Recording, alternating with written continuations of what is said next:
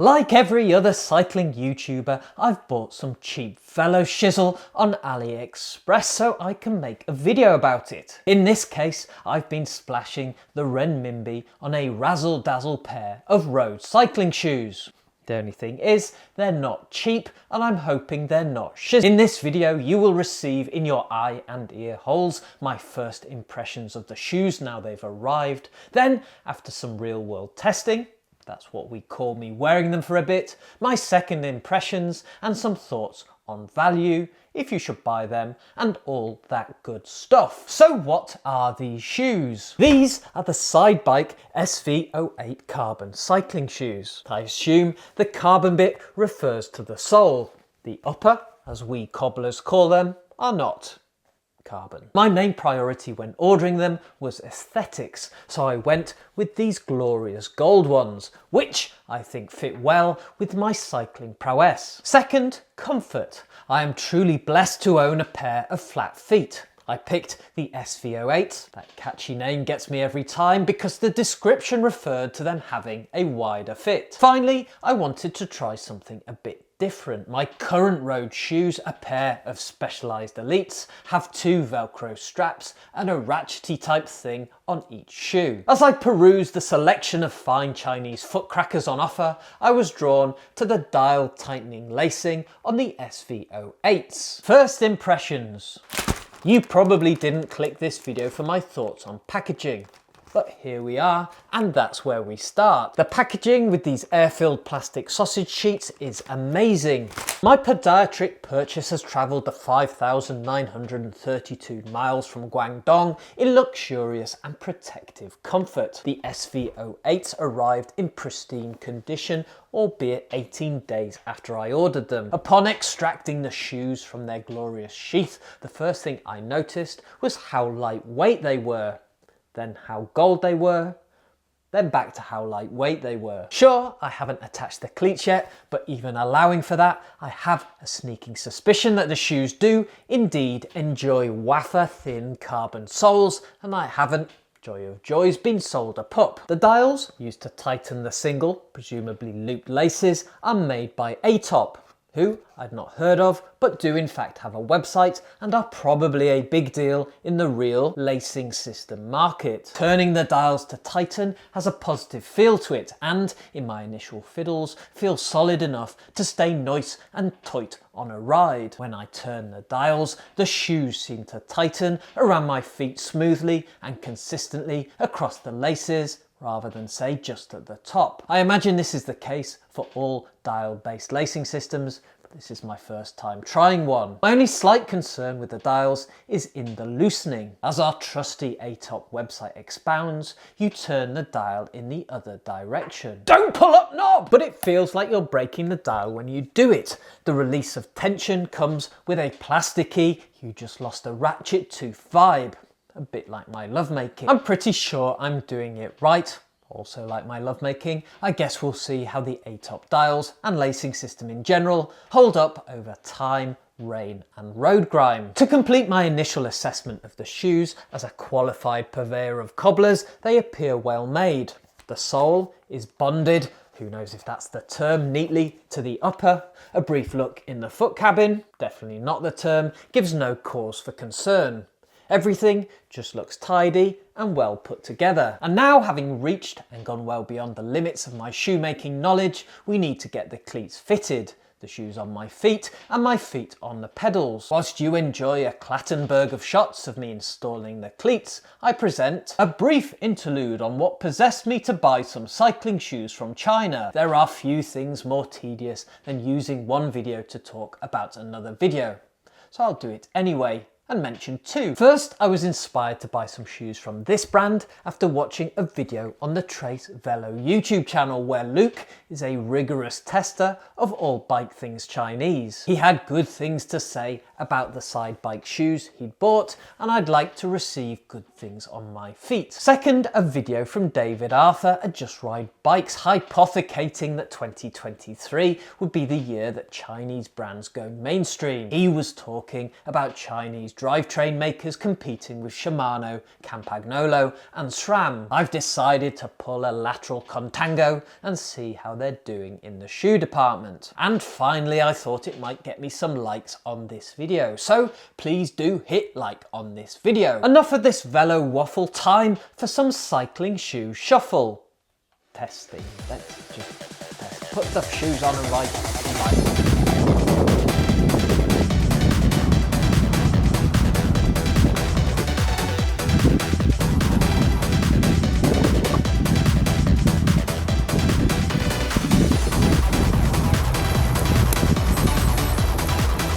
Many weeks later in a French accent. And we're back in the room with my thoughts on the Sidebike SV08 after an extended period of rigorous riding, or just fannying about a bit. Two things before we start though. First, I've worn precisely one set of road bike shoes and one set of mountain bike shoes these past 10 years. Both were made by Specialized. I have no idea what bike shoes as a whole should feel like. Second, special snowflake that I am, surely my feet are different to yours. Comfort and fit are in the toes of the bewearer. Beware that in mind. Also, sign up to my OnlyFans to see my special snowflake. Performance. The shoes feel light and stiff. To the extent that I can isolate the impact, they appear to be a net contributor to my speediness, such as it is. The soles on my old Specialized shoes flexed a bit under the immense force I applied.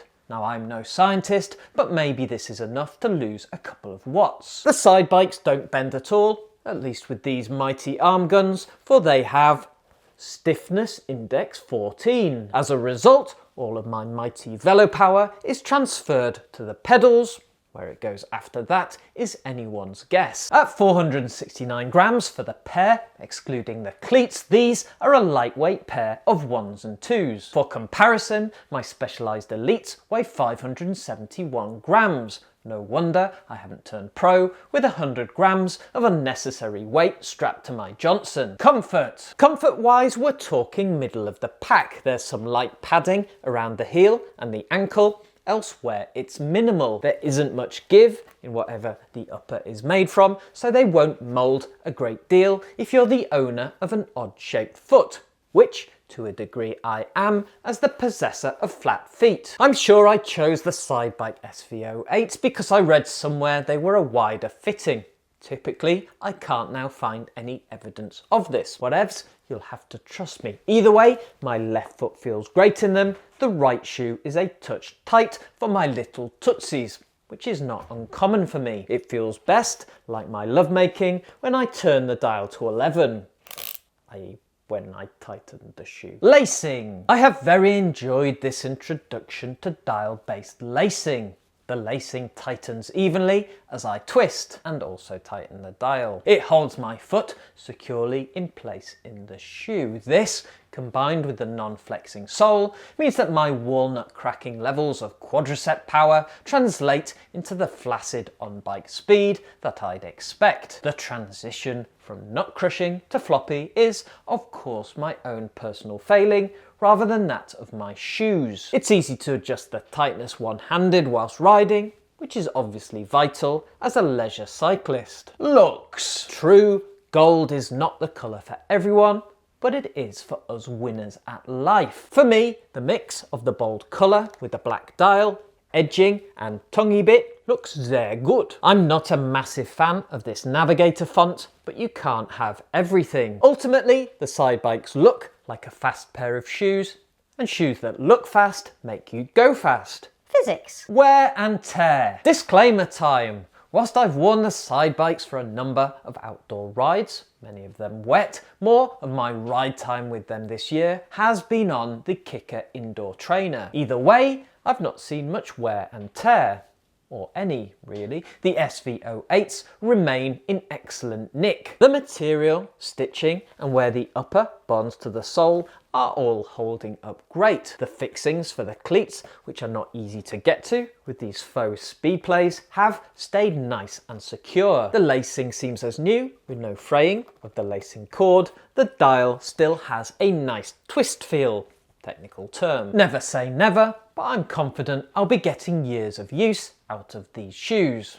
And just to acknowledge that I am a crap reviewer that doesn't test rigorously enough, in his Trace Velo review, Luke wore an equivalent pair of side bikes for 2,000 kilometers and he was impressed. So you can take confidence from him and just, well, ignore me. Value. Let's finish on value then. The shoes were advertised on AliExpress at around £80. With delivery and taxes, they came to £96, which is not cheap. You can certainly buy road shoes for less than this from your common or garden teetering on the edge of bankruptcy UK and US cycling online retailers. But for this lower, or equivalent money, you are not getting a decent dial-based lacing system, lightweight carbon soles, replaceable heel thingamies, and a spaff-tastic gold design. So, to pull a cliche from my scrotty bag, the Sidebike SV08s are a lot of shoe for the money. And with that, we're done. Subscribe for more scrot. Tickle my testes with a click of the like button. Join me